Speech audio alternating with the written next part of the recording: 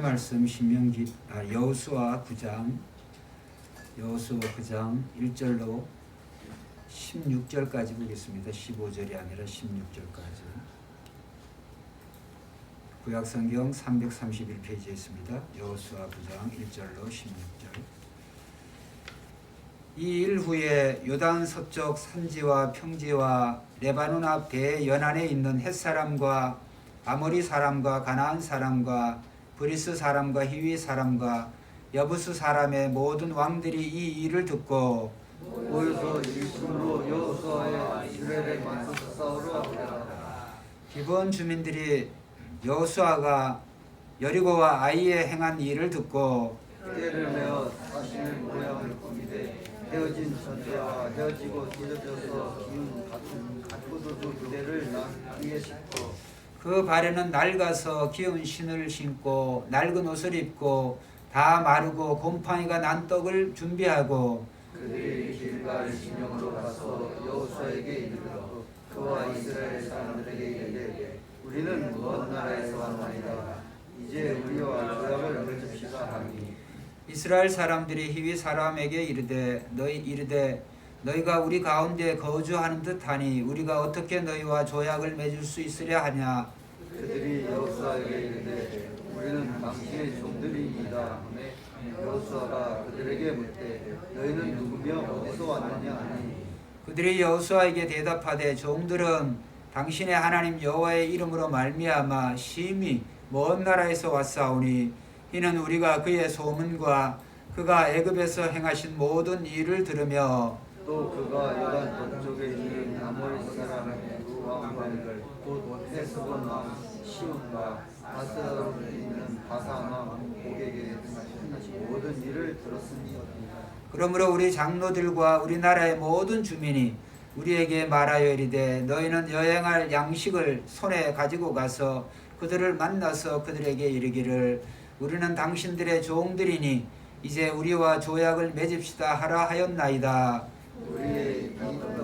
우리가 당신들에게 오려고 떠나던 날에 우리들의 집에서 아직 뜨거운 것을 양식을 가지고 왔으나 보소서 이제 말랐고 곰팡이가 났으며 또 우리가 포도주를 담은 이 가죽 부대도 새거지였으나 찢어지게 되었으며 우리의 이 옷과 신도 여행이 매우 길었으므로 낡아졌나이다 한지라. 우리가 그들의 양식을 취하고는 어떻게 할지를 여호와께 묻지 아니하고 여호수아가 곧 그들과 화친하여 그들을 살리리라는 조약을 맺고 회중 족장들이 그들에게 맹세하였더라. 그들과 조약을 맺은 후 사흘이 지나서 그들이 이웃에서 자기들의 거주하는 자들이라 함을 들으니라. 아멘. 오늘 말씀은 여호수아 이 9장 전장을 해야 되는데 이제 다 읽어야 되는데 시간이 좀 절약하는 방법으로 해서 다 읽지는 않았습니다. 여러분들 가셔서 또 읽으시면 좋겠습니다. 오늘 저는 이 본문의 내용을 중심으로 해서 늘 깨어 있으라, 늘 깨어 있으라라고 하는 그런 주제로 말씀을 드리려고 합니다. 우리가 세상에서 이제 살아가는 동안에 지금은 우리가 이제 1950년에 그 6.25 전쟁을 우리가 기억을 하고 우리 부모님 세대는 전쟁 세대이지만은 저희들은 이제 그런 전쟁 세대가 아니라서 그런 것을 잘 모릅니다. 중요한 것은 지금 이 순간에도 이제 지구촌 곳곳에는 그런 전쟁이 실제적인 그런 싸움들이 일어나고 있습니다. 그런데 이제 무기를 가지고 하는 싸움이 이제 대다수가 차지하겠지만 그것보다 어떻게 보면 더 많은 방법이 바로 이 모략을 꾸미는 또 기만 전술을 꾸미는 그러한 것을 가지고 이제 전쟁을 하는 경우가 많이 있습니다. 그러니까 그 전쟁은 이제 총칼이나 그런 미사일이 날아다니는 건 아니지만은 더 중요한 것은 그러한 속임수와 기만술로 인해 가지고 이 백성들이 또 그 나라들의 상당히 그러한 혼란을 가중시킨다고 하는 것이죠. 오늘 이스라엘 민족이 이 가나안의 여러 나라들과 또 이 민족들로 이루어진 족속들로 이루어진 나라들과 전쟁을 하는데 이제 우리가 앞서 보면 이 여리고와의 전투, 그 다음에 그 아이성과의 전투에서 이스라엘 민족이 이겼습니다. 물론 이 요단 그 동쪽에 있는 그런 여러 나라들을 오늘 본문에 나오듯이 그러한 이긴 것도 있습니다만 이제 요단강을 건너서 이 가나안 땅, 이 가나안 땅 경내에 지역 내에 사는 민족들과 전쟁을 하는 것은 이제 그 두 성 여리고와 이 아이성 전쟁에서 이스라엘이 승리를 했습니다. 그런데 우리가 이제 성경을 읽을 때 우리가 꼭 기억을 해야 되는 것은 우리는 뭐 한민족으로 우리 남북한이 이제 나눠져 있습니다만 어쨌든 통일 이런 나라 아직 안 되어졌잖아요. 같은 한민족이지만 남한과 북한이 이렇게 나누어져 있고 또 남한 내에도 이 남한 내에도 여러 지역으로 나누어져 있습니다. 경기도 또 여러 이제 팔도로 이렇게 나누어져 있는 것을 우리가 볼 수 있는 것과 같이 이 가나안 땅도 마찬가지였습니다. 가나안 땅의 대표적인 그런 족속들이 7 족속들이 민족으로 말하면 7 그런 족속들이 민족들이 살았는데 이제 그들이 단일 국가를 이루는 그런 것은 아니었습니다. 오늘 기브온이라고 하는 이 성은 이 주민들은 히위 족속 오늘 본문에 나옵니다. 히위 족속이기도 하고 또 아모리 사람 아모리 족속이기도 해요. 그러니까 이제 우리가 구약을 볼 때 지금의 어떤 그러한 민족과 나라의 그러한 시각으로 보면은 안 되고 그때는 이제 그런 성단이 또 이 마을단이 이렇게 존재했던 것을 우리가 생각을 하면 되겠습니다. 그래서 오늘 이 기브온이라고 하는 이 도시는 하나의 큰 나름대로 어떤 중형 정도의 그러한 도시다 이렇게 생각하면 되겠고 그 기브온이 전체 나라를 이룬 것은 아닙니다. 여러 이제 민족 중에서도 이 히위 족속 가운데 기브온이 한 그 성을 가지고 있는 주민들이죠. 그런데 이제 오늘 9장 1절에 보면 가나안 땅에 사는 여러 많은 부족들이 이스라엘 민족과 이제 민족이 앞에 두 성을 또 싸우고 또 이런 전쟁에 이런 승리 소식을 들으니까 그게 두려우니까 이제 연합 작전을 벌입니다. 서로 연합해서 이제 이스라엘과 전쟁을 하려고 합니다. 10장에 가면 이제 연합해서 전쟁을 하게 되는데 그 와중에 오늘 이 기브온이라고 하는 그 도시에 기브온이라고 하는 주민들이 이제 작전을 세운 거예요. 그 작전이 뭐냐 하면 이스라엘의 하나님과 우리가 싸워서 이길 수 없다고 하는 것은 분명하니까 우리가 실제적인 무기를 가지고 하는 것이 아니라 그들에게 어떻게 하든지 그들이 믿는 그 하나님, 그 하나님의 그 전략 그런 것을 우리가 파악을 하고 우리가 그들에게 이제 화친을 맺자. 이제 그런 방법으로 그들이 택한 것은 속임수였습니다. 속임수. 이제 이스라엘이 아이성을 치고 난 다음에 가장 근교에 가까이 있는 것이 이 기브온이었어요. 기브온 성이었는데 그 기브온이 있으면 기브온 성이 있으면 그 주변에 또 여러 마을들이 아니겠어요? 바로 이제 쳐들어가면 바로 이 기브온 그런 주민들 성읍들을 취하게 될 터인데 먼저 이 기브온이 작전을 쓴 거죠. 그 작전이 뭐냐 하면 속임수였죠. 그 속이기 위해서 철저하게 위장 전술을 썼습니다. 그래서 오늘 우리가 본문에 우리가 읽은 것처럼 그들이 아주 먼 나라에서 온 것처럼 그렇게 이제 낡은 그런 옷과 의복과 신발 그리고 음식도 따뜻한 그러한 것이 아니라 다 곰팡이가 난 그런 음식 또 포도주도 또 그런 것들 모두가 다 먼 나라에서 온 그런 사생인 것처럼 그렇게 이제 한 것이죠. 근데 이제 이스라엘도 나름 눈치가 있어서 오늘 본문 말씀에 보면 7절에 보면 이스라엘 사람들이 히위 사람에게 이르되 너희가 우리 가운데 뭐요? 거주하는 듯하니 이 가나안 땅에 너희가 살고 있는 것 같은데 우리가 어떻게 너희와 조약을 맺을 수 있으랴? 어떻게 너희와 조약을 맺을 수 있으랴?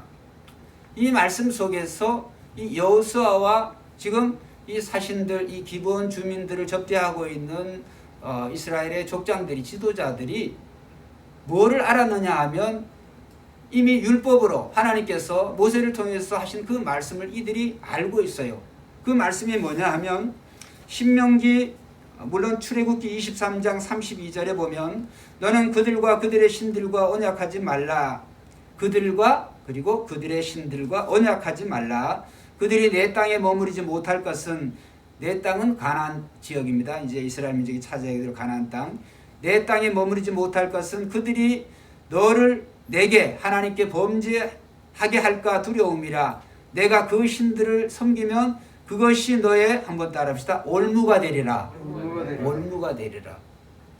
그 다음에 신명기 7장 1절 2절에서 이제 읽어보면 여러분 잘 한번 들어보세요. 하나님이 이렇게 말씀하셨어요. 내 하나님 여호와께서 너를 인도하사 내가 가서 차지할 땅으로 들이시고 내 앞에서 여러 민족 7족속의 이름이 나옵니다. 헷 족속과 기르가스 족속과 아모리 족속과 가나안 족속과 브리스 족속과 히위 족속과 여부스 족속 7족속이죠. 곧 너보다 많고 힘이 센 7족속을 쫓아내실 때 2절에 내 하나님 여호와께서 그들을 내게 넘겨 내게 치게 하시리니. 그러니까 하나님께서 일방적으로 그들을 이스라엘에게 넘겨주는 게 아니라 하나님께서 넘겨주시는 방법은 그들이 너를 친다. 너를 치게 하시리니 그때 너는 그들을 한번 따라합시다. 진멸할 것이라. 진멸하라는 것은 완전히 싹쓸이 하라는 거, 다 죽이라는 거예요. 진멸할 것이라. 사람이든 짐승이든 다 죽여라. 그들과 어떤 언약도 하지 말 것이요 그들을 불쌍히 여기지도 말 것이며. 이게 하나님께서 이스라엘 민족에 정하신 율법이에요. 명령이에요. 그러니까 이것을 이제 여호수아 지도자들이 알았죠. 이제 알았으면 그 말씀대로 해야 되는데 이제 그 사신들의 꾸며온 사신들의 온 그 행장을 보니까 틀림없이 여기 사는 거주민 같은데 아니라고 하니까 이제 그들의 말에 솔깃해가지고 계속적으로 그들의 말을 쭉 듣는 것이 오늘의 읽은 본문의 말씀이에요. 자기들이 열심히 먼 나라에서 왔고 출발할 때는 우리의 음식도 따뜻했는데 다 옷과 또 신도 다 새 것이었는데 지금은 다 헤어졌지 않았습니까? 그래서 먼 나라에서 왔다고 하는 그러한 것을 증명을 하는 거예요. 그러니까 이스라엘 민족이 중요한 것은 하나님의 말씀, 그 하나님의 말씀을 기억하고 그 말씀을 순종해야 되는데 이제 먼저 화친을 청을 한 거예요. 기본 주민이. 그럼 이스라엘 민족의 입장에서는 이거는 쉽잖아요. 민족에서는 그 먼 나라에서 우리의 소식이 들려졌구나. 그럼 그 먼 나라 여기도 아니고 먼 나라니까 이제 그들과 화친을 하면 어떤 그런 득보는 것을 이득에 대한 그런 생각을 하겠죠. 또 총칼을 가지고 무기를 가지고 전쟁을 하는 것도 아니고 그들이 이스라엘의 스스로 종이 되겠다. 그 도시 주민들이 종이 되겠다. 그런 제안이 어디 있습니까? 오늘날 우리 시대에도 만약에 이 이북이 북한이 우리의 종이 된다. 그래서 화친을 청한다. 그러면 얼싸조싸 그렇게 안 하겠습니까? 지금도 마찬가지겠죠? 마찬가지. 아주 굉장히 솔깃한 그런 제안을 했어요. 그런데 오늘 우리는 이런 어떤 외모나 외부적인 어떤 그러한 것보다 가장 우리의 성도의 마음의 중심을 차지해야 되는 것은 하나님의 말씀인 줄 믿습니다. 성도의 마음은 늘 하나님의 말씀에 순종하려고 하는 그런 마음, 그런 준비와 그리고 실제적인 어떤 상황이 되어든지 하나님 말씀이 그 모든 행동의 기준이 되어야 되는 거예요. 하지 말라 그러면 하지 말아야 되는 거예요. 그런데 이스라엘 민족은 첫째로 그들이 분별력이 없어요. 분별력이라고 하는 것은 이 이스라엘 민족이 이 가나안 땅에 대한 가나안의 그 7족속이 사는데 거기에 대해서 물론 한 민족에 대해서 그들이 정보를 알지 못했지만 하나님께서 이스라엘 민족 이외에 이스라엘이 지금 상대하고 있는 그런 족속들은 하나님이 다 진멸하라고 하는 그런 족속임에도 불구하고 그들이 그것에 대해서 몰랐는 거죠. 그러니까 분별력이 없었던 거죠. 왜 분별력이 없을까? 하나님의 말씀에 대한 그러한 중심에 차지하지 않으니까. 그 다음에 두 번째 방법으로 한번 따라합시다. 기도가 부족했다. 기도의 부재. 첫째, 분별력의 부재라고 한 다음에 두 번째로 기도의 부재. 그걸 어떻게 할 수 있을까요? 오늘 본문에도 딱 나옵니다. 자, 14절 한번 읽어보겠습니다. 시작. 14절 무리가 어떻게 할지를 여러 개 그들의 양식을 취했다고 하는 것은 그들이 지금 곰팡이 난 그들의 음식과 그런 행장을 과연 그들의 말처럼 그러한지 한번 살펴본 거예요. 살펴봤으면은 뭐 어쨌든 그들의 말을 나름 믿은 것도 좋겠지만은 중요한 것은 이스라엘은 지금 누구의 백성이에요? 하나님의 백성이란 말이에요.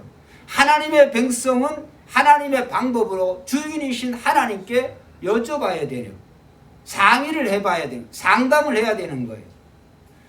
오늘 이것이 오늘 우리에게 주는 교훈이 상당하지요. 오늘 우리는 하나님께 묻는 방법보다는 우리가 환경과 여건, 그런 여건이 어떻게 되어지면은 그냥 해도 되는 줄 알고, 그냥 해도 되는 줄 알고 하나님께 묻지 아니하고 임의적인 그런 방법, 내 생각으로 하는 경우가 많이 있어요. 오늘 본문 말씀을 통해서 우리는 그래서 본 설교의 주제 늘 깨어 있으라.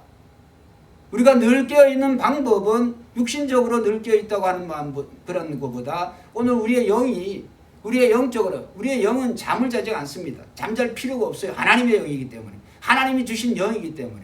근데 이 영은 말씀과 기도로 이 영이 깨어있어요.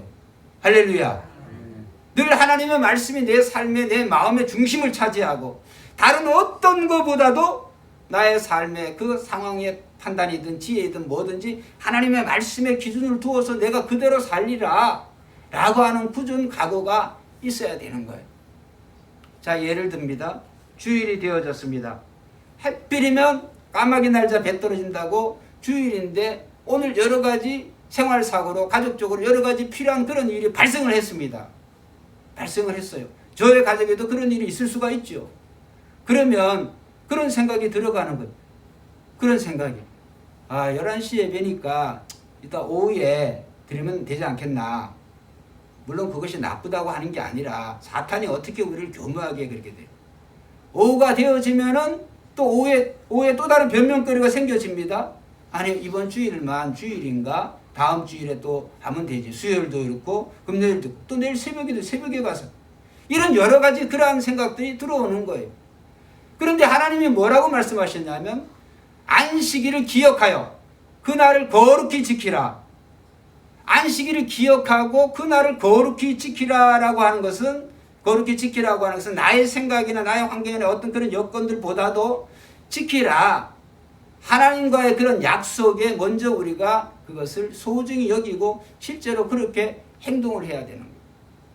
그래서 안식일을 기억하고 그날을 거룩히 지키는 사람과 그 다음에 거룩하게 지키지 않는 사람의 차이는 어떻게 보면 믿음의 차이라고 할 수가 있어요.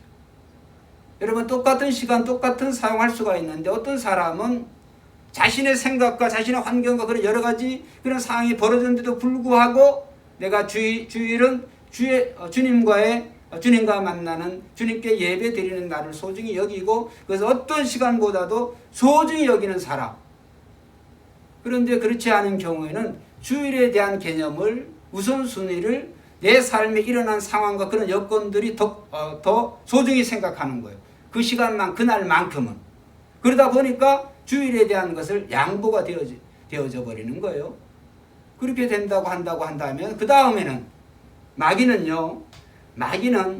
제가 금요일 그런 설교를 드렸습니다만 이 아담 부부에게 하나님께서 너희가 동산 실과의 모든 그 실과를 다 먹을 수가 있지만 한 가지는 먹지 말라. 예외가 없어. 먹지 말라. 그냥 먹어도 그만 안 먹어도 그만 그런 게 아니고 먹지 말라. 아예 하나님께서 먹지 말라라고 명령을 하셨거든요. 그러면 아담과 하와는 그거 안 먹으면 그것에 대해서는 먹지 못하는 것이다. 우리가 먹지 말아야 되는 것이다 하는 것을 확고하게 그들의 생각과 마음에 자리 잡고 있어야 돼요. 그런데 애시당초 거기에 대해서 아담과 하와가 궁금증이 있거나 왜 먹지 말라 그랬지? 또 하나님께서 창조의 멸류관으로 이 에덴의 관리자로 하나님이 이 아담 부부에 맡겨주셨는데 아니 하나님께서 우리를 못 믿으셔가지고 그러신 건가? 그거를 먹으면 어떻게 될까? 이런 여러 가지 잡다한 생각들이 있으니까 한번 따라해보자. 사탄이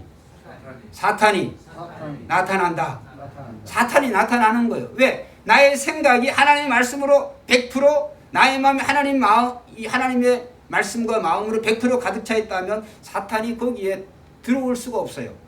이 하나님과 사탄이 어떻게 함께 할 수가 있어요? 그런데 그러한 말씀에 대한 의심이나 말씀에 대한 불평이나 불만이나 이러니까 마귀가 나타난 거예요. 여러분, 예수님의 12제자 중에 예수님을 팔아먹은 사람의 이름이, 제자 이름이 가룟 유다예요. 그런데 가룟 유다에게 사탄이 어떻게 찾아왔냐면 사탄이, 성경은 이렇게 말합니다. 사탄이 예수님을 팔려는 생각을 넣었더니, 생각을 넣었다 그러죠. 또 공관복음 다른 데는 사탄이 그 가룟 유다 안으로 들어간지라. 사탄은 사람이 아니에요. 사탄이 영물이기 때문에 생각을 넣고, 그 다음에 생각을 넣는다고 하는 것은 그 생각으로 사탄이 들어가는 거예요. 그래서 오늘 우리는 나의 뜻보다는 하나님의 뜻인 그 하나님의 말씀이 우리의 삶에, 우리의 마음에, 우리의 중심에 가득 차야 됩니다. 오늘 이스라엘 민족이 하나님 명령이 떨어졌잖아요. 가나안 7족속 그들과 언약을 맺지 말고 그들을 다 진멸하라. 그 다음에 그들을 불쌍히 여기지도 말아라. 불쌍한 행색을 하고 왔지만 불쌍히 여기지 말라 그러면 불쌍히 여기지 말아야 돼요. 우리가 이제 신학교 다니면 지금도 그렇게 가르치는지 모르겠습니다만 제가 배울 때 이제 좀 기억이 좀 나는 거는 구약은 구심적인 그런 선교다. 그게 뭐냐면 이스라엘이라고 하는 한 나라를 하나님께서 세우시고, 이스라엘 세우신 이유는 먼 나라들이 이스라엘을 쳐다보고 하나님을 경배하게 하는 거예요. 예? 안으로 오게. 이스라엘이라고 하는 나라를 나라를 보면서 이스라엘 보니까 하나님이 살아계시는구나. 이 가나안 여러 부족들처럼 이스라엘의 그 하나님께서 상천하지에 천지와 만물을 주관하시는 하나님이시구나. 그 하나님을 우리도 믿어야지. 먼 나라에서 사신으로 오고, 그렇죠? 사신으로 오고 솔로몬 시대에 보면 여러 많은 나라들에서 이 화친을 청하고 이러한 방법이 이스라엘에게 왔어요. 그런데 신학의 방법은 이런 구심이 아니라 원심력이에요. 이 복음을 가지고 땅끝까지 가는 거예요. 오늘 우리는 우리의 삶에 이 원심이든 원심력에 의한 선교든 구심력에 의한 선교든 중요한 것은 오늘 우리는 그 안에 우리의 마음이 하나님의 마음으로, 나의 뜻이 아니라 하나님의 마음으로 가득 차 있어요. 하나님의 말씀으로 우리 자신을 무장할 때 원심력에 의한 선교가 되어지든지 구심력에 의한 선교가 되어지든지 하나님의 자녀로서의 역할을 바로 할 수가 있어요. 그렇게 하려고 그런다면 오늘 우리는 늘 깨어있는 성도가 되어야 될 줄로 믿습니다. 깨어있는 성도가 되어야 돼요. 깨어있는. 뭘로? 말씀과 지도에 깨어있어야 돼요. 말씀에 깨어있다고 하는 하나님 말씀 내가 얼마나 많이 아냐라고 하는 것을 의미하지 않아요. 그 하나님의 말씀대로 내가 얼마나 순종하느냐, 내 뜻을 버리고 하나님의 말씀대로 내가 순종하느냐. 여러분, 성경을 아무리 알면 뭐합니까? 어떤 상황에 있을 때 그 말씀에 내가 행동하지 않는다고 한다면 그렇게 많은 그런 지식이 필요가 없는 거죠. 그래서 그런 많은 지식을 자랑하고 그런 사람들이 서기관과 바리새인들 아니에요. 그런데 예수님이 그들에게 좋게 표현을 안 하셨어요. 회칠한 무덤과 같다고 그랬어요. 그 다음에 그들에 대해서 예수님이 강력하게 그러한 정말 거부감을 보이시고 이 독사의 자식들아 이렇게 부르실 정도로 예수님께서는 그들을 아주 거부하셨어요. 그래서 그들의 말은 본받고 그들의 행위는 본받지 말라고 했어요. 말과 행동이 일치가 되지 않는 거예요. 그러니까 서기관과 바리새인들은 하나님 말씀을 옷에다 두고 이마에도 하고 손목에다 걸고 이렇게 여러 가지 많이 알고 있지만 그 말씀대로 안 사는 거예요. 행동하지 않는 거예요. 그러면 뭐가 돼요? 마귀의 종 노릇이 되어지는 거예요. 마귀의 종이 되어지는 가룟 유다처럼. 여러분, 그래서 오늘 우리는 전쟁을 할 때 지금은 총칼에 의한 그러한 전쟁의 시대가 아니라 우리는 이런 거짓, 이 사탄이 광명의 천사로서 이 거짓으로 성도를 유혹해요. 여러 가지로. 일전에도 여러 차례 말씀드렸습니다만 우리 교회에 꼭 신천지 편지가 어제도 왔어요. 한 주에 거의 한 통씩은 와요. 신천지, 야고보 지파, 또 뭐 무슨 또 다른 지파, 요한 지파, 아주 번갈아 쌍으로.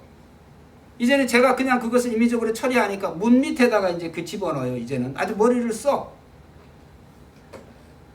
그러면 일반적으로 또 어떤 교단에서 온 것처럼, 우리 교단에서 온 것처럼 그렇게 또 지파도 안 쓰고 이제 교단에서 온 것처럼 그렇게 또 쓰기도 하고, 여러 가지 속여가지고 어떻게 하든지 그 편지 열어보면 내용은 동일해요. 제가 거짓 목사로서의 그러한 책임이 하나님 앞에 크다.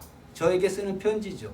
성도들을 바로 가르쳐, 이 바른 진리로 인도해야 되는데 그게 자기네 신천지라는 거죠. 여러분, 오늘 우리는 하나님의 말씀이 우리의 마음 중심에 가득하고 그 하나님의 말씀을 생명보다도 귀히 여겨야 되겠다는 그런 정말 결단과 결심이 없으면 늘 마귀는 사탄은 우리를 생각을 통하여서 여러 개의 삶의 환경을 통하여서 우리를 하나님의 말씀대로 살지 못하도록 우리를 흔들어요. 베드로도 그랬어요. 그래서 예수님께서 베드로에게 뭐라고 말씀하셨어요? 베드로가 자신 있어가지고 내가 다른 사람보다도 다른 사람들은 다 도망간다 할지 나는 예수님을 다 지키겠습니다. 예수님 뭐라 그랬어요? 베드로야, 사탄이 너를 뭐 까부르듯이? 사탄이 너를 밀 까부르듯이 그렇게 하고 있다. 그런데 그렇게 되지 않도록 내가 너를 위해서 기도하고 있다. 예수님은 이 마귀의 전략을 다 아세요. 어떻게? 하나님의 마음, 그 말씀으로 그 자신이 가득 차 있으니까. 언제나 삶의 모든 그러한 행동의 기준이 하나님의 말씀이니까 이 예수님을 마귀가 이길 수가 없는 거예요. 여러분, 마귀가 그렇게 현찮은 방법으로 성도에게 접근하지 않습니다. 마귀는 오늘 우리가 성도에게 어떻게 보면 이 성도에게 우리의 약점들, 그 다음에 또 우리가 실천하지 않는 그런 부분들, 또 소중한 것 같지만 실제로 내 마음속에 소중하게 여기지 않는 그런 부분들을 사탄은 딱 집어서 공격을 하는 거예요. 여러분, 헌금 문제도 그렇고 주의를 지키는 문제도 그렇고 또 성도의 기본적인 그런 문제에 있어서 지금 상당히 이 세상은 우리에 대해서 공격을 많이 하고 있죠. 우리 교단의 모 교회 같은 경우는 지난 주일에 났습니다만 이 동성애 문제, 이런 문제에 대해서 그 교회는 성도들이 아주 투표를 통해 가지고 그런 문제에 대해서 우리는 긍정적으로 생각하고 있다. 이게 찬성이 더 많이 나와 버렸어요. 성경이 그렇게 동성애에 대해서 동성애가 죄라고, 동성애자에 대해서 우리가 돌멩이를 던지는 게 아니라 동성애 자체에 대해서 그것은 죄라고 하나님이 금하신 거 아니에요. 남자는 남자로 하여금 부끄러운 일을 하지 말고 여자는 여자로 일을 하고 부끄러운 일을 하지 말고, 그 말이 뭐예요? 여러분, 소돔이라고 하는 말이, 소돔이라고 하는 이 동성애라고 하는 말이 소돔이거든요. 소돔이가 어디서 왔어요? 소돔이라고 하는 말이에요. 그게 동성애라는 말이에요. 도시 자체가. 여러분, 신기하지 않습니까? 지금으로부터 아브라함 시대 3500년 전에 성경에 소돔과 고모라, 소돔이 동성애의 도시라는 말이에요. 말이 그래요. 신기하잖아요. 안 믿는 사람들 몰라서 그렇지. 3500년 전에 하나님께서 그거에 대해서 한 도시가 인간의 욕망의 끝이 어딘지를, 욕망의 그 정말 정점이 어딘지를 한 도시를 통하여서 하나님이 보여주셨잖아요. 그래서 롯을 구하려고 천사들이 방문을 했을 때 그 뭐라 그랬어요? 소돔 주민들이 우리를 롯에게 말하잖아요. 그들을 우리에게로 끌어내라. 우리가 그들과 한번 따라합시다. 상관하리라. 우리가 그들과 상관하리라 말은 영어로 보면 우리가 그들과 섹스하리라 이런 말이에요. 그럼 하나님께서 이 소돔에 대해서 가만히 놔뒀습니까? 유황불을 내리셔서 싹쓸이를 해버렸어요. 지금도 이 사해 바다가 지금 있잖아요. 이스라엘의 사해 바다. 그것이 소돔과 고모라의 도시의 그 터란 말이에요. 하나님이 그게 좋다고 한다면, 그게 좋다고 한다면 하나님 놔두셨겠죠. 그런데 그것에 대해서 그렇게 하나님께서 극렬히 하지 말라고 하는 것을 오늘 이 시대에 오늘 크리스천들이 양보할 게 있지. 성경에 그렇게 나와 있는 걸 우리가 어떻게 양보하라는 거예요, 성경에. 여러분, 하나님 말씀과 그 다음에 민주주의의 다수결의 원칙은 좀 다른 겁니다. 예? 사람들의 생각이 하나님과 예수 그리스도의 생각처럼 완벽하다 그런다면 사람들의 생각을 우리가 들어야 되겠지만, 죄로 먹고 마시며 살아가는 사람들, 그 사람들의 다수결에 손든다고 해가지고 그것이 정의가 될 수는 없어요. 요한복음 7장 23절에 보면 외모로 판단하지 말고, 한번 따라합시다. 공의의 판단으로, 따라해보세요. 공의의 판단으로 판단하라. 사람을 외모로, 고죽을 보고, 겉모양을 보고 판단하라. 공의의 판단으로 판단하라. 여러분, 공의가 뭐예요? 하나님의 말씀이 공의예요. 하나님의 말씀이 법이고 성도에게 의가 되어지는 거예요. 하나님의 말씀으로 판단하라는 거예요. 간단한 건데 거기에 대해서 우리가 크리스찬들이 물러설 게 따로 있지. 안 그러겠습니까? 누가복음 21장 36절에 이러므로 장차 올 모든 일을 능히 피하고 심판이, 장차 올 이 모든 일을 능히 피하고 인자 앞에 서도록, 한번 따라합시다. 항상 기도하며 깨어있으라. 이 모든 일을, 이 마지막 이 심판을 우리가 피할 수 있는 유일한 방법은 기도함으로 깨어있으라는 거예요. 기도함으로 깨어있으라. 여러분, 오늘 전자에 제가 두 개를 말씀드린, 이스라엘이 실패하는 첫째, 그들이 분별력의 부재, 그 다음에 기도의 부재, 셋째 말씀드린 것처럼 순종의 부재, 말씀에 대한 순종의 부재. 우리가 하나님 말씀을 많이 알고 있으면 뭐 할 거예요? 그 말씀에 우리가 순종하지 않는다고 한다면 오늘 그 말씀이 우리의 능력이, 진리의 검이 되어지지가 않습니다. 여러분, 우리가 옛날 영화 보면 드라큘라 영화 이렇게 보면, 뭐 드라큘라라고 하는 게 어디 있겠습니까? 드라큘라 영화 보면 드라큘라가 두 가지를 싫어하죠. 두 가지인가 세 가지, 마늘 빼고. 뭘 싫어해요? 드라큘라 영화 보면? 안 보셨어요? 드라큘라 이빨 이렇게 막 나고 사람의 피 빨아먹고 막 이런 드라큘라가 뭐를 이렇게 갖다 대요? 십자가를 갖다 이렇게 막 십자가를 갖다 대면 그 다음에 또 성경책 오면 이 드라큘라가 쪽도 못 써요. 그 영화니까 그러죠. 영화니까. 여러분, 오늘 십자가를 든 사람이 십자가를 붙잡고 싶은 마음조차도 없는데 그거 흉내 낸다고 해서 그 마귀가 물러갈 것 같습니까? 절대로 마귀가 허락하지 않아요. 여러분, 오늘 우리는 정말 여러분이 사랑하시는 그 하나님을 사랑하신다고 한다면 여러분, 하나님의 말씀을 여러분의 중심에 신비에 아로새기시를 주의 이름으로 축원드립니다. 하나님 말씀을 신비에 아로새겨가지고 어떻게 하든지 간에 어떤 상황이 되어진 간에 하나님의 말씀이 옳습니다.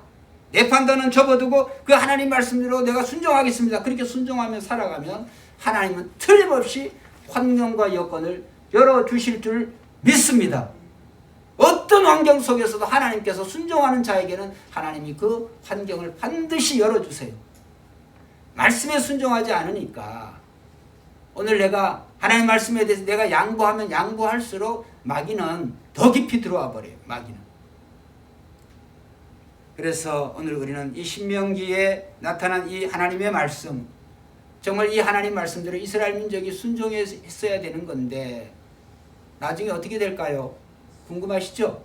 결국은 이스라엘 민족이 하나님의 이름으로 기브온 성민과 언약을 맺어버려요. 하나님의 이름으로 언약을 맺어서 결국은 하나님의 이름으로 언약을 맺은 거니까 이스라엘 민족이 하나님 민족을 엉터리로 할 수가 없으니까 그대로 기도원 주민들이 그들이 이스라엘을 섬기는 종들이 돼요. 물길른 자들이 되어지고 그런 종들이 되어지는데요. 이들이 혹독한 대가를 치르는 것이 언제 치르게 되느냐 하면 사울왕 때, 사무엘상 2장에 보면 사울왕 때 사울이 물론 하나님의 말씀에 대한 그런 열심도 있었겠지만은 이방 민족에 대한 어떤 그런 적대감 이런 것들 때문에 이 사울왕 때 이 기브온 거민들을, 기브온 주민들을 상당한 자들을 학살시켜 버렸어요. 그래서 그때 이 다윗의 때 이 다윗의 때 사울이 그런 짓을 했고 사울 왕 때 그런 짓을 했고 다윗의 때 이스라엘에 3년의 심각한 기근이 들었어요. 기근에 든 이유를 몰랐는데 다윗이 기도해서 보니까 하나님께 기도해 보니까 이 사울이 이 기도원 하나님의 이름으로 그들과 언약을 맺고 그들이 하나님의 공동체에서 함께 살 수 있도록 허락이 되어졌는데도 불구하고 사울 왕이 그들을 학살한 결과 중요한 것은 이스라엘 민족이 3년의 기근과 그 다음에 이 사울 왕의 그런 자식들이 기브온 주민들이 요구를 하잖아요. 사울 왕과 이 기브온과의 관계에는 금은의 문제가 아니다. 결국에는 이 사울의 후손들 몇 사람, 7사람인가 몇 사람을 우리에게 주라. 그래서 그들이 사울의 고향인 기브아에 가가지고 거기서 목매달아 버렸잖아요. 여러분 그건 후시대 얘기지만 이 10장에 보면 가나안의 여러 칠족속들이 연합을 해요. 근데 연합을 해가지고 이제 기브온 거민들이 괘씸한 거예요. 그러니까 이스라엘을 쳐오는 게 아니라 기브온을 쳐러와요. 기브온을 치러 막 오는 거예요.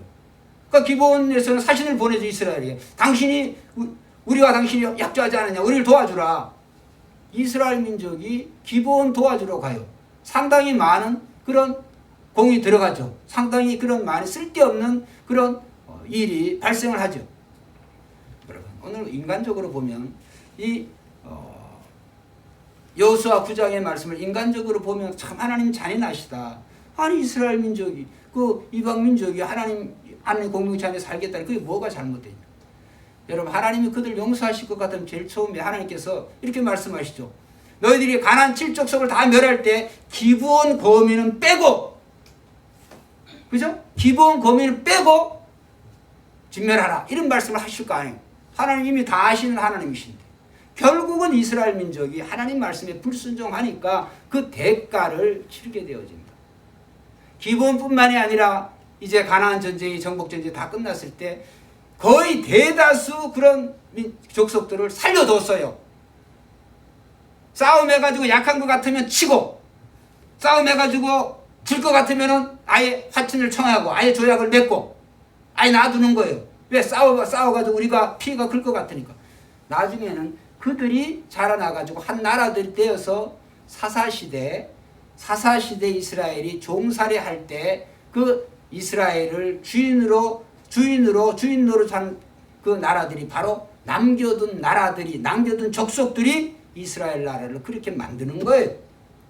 여러분 하나님 말씀하셨죠. 남겨두면 그들이 너희들을 찌르는 그런 가시가 되게 하겠다. 그런데도 우리는 이스라엘 민족은 하나님 말씀대로 순종하지 않습니다. 여러분 결론적으로 말씀드립니다. 오늘 하나님 말씀이 지금으로부터 3500년 전에 지금 동일한 하나님의 말씀이 저와 여러분들이 시시각각 들려올 때 오늘 우리가 하나님 말씀에 순종하려고 한다면 우리는 늘 깨어 있어야 돼요. 늘 깨어 있는다고 하는 하나님의 말씀이 여러분의 삶의 중심을 차지해야 돼요. 그 다음에 기도하는 것을 절대로 포기하거나 실패하면 안 되는 거예요. 그래서 기도하는 자 절대로 하나님께서 놔두지 않습니다. 기도하는 자를 하나님은 반드시 도와주실 줄로 믿습니다. 하나님 말씀대로 살겠다고 하는 사람, 그 사람 하나님 반드시 자자손손히 하나님 그들을 번영케 하신다고 하는 말씀을 여러분 꼭 기억하시고 늘 깨어서 하나님과의 관계, 정말 하나님의 전사들로서 빛과 소금의 역할을 잘 감당하는 새벽교회 모든 성도가 되시기를 주의 이름으로 축원드립니다.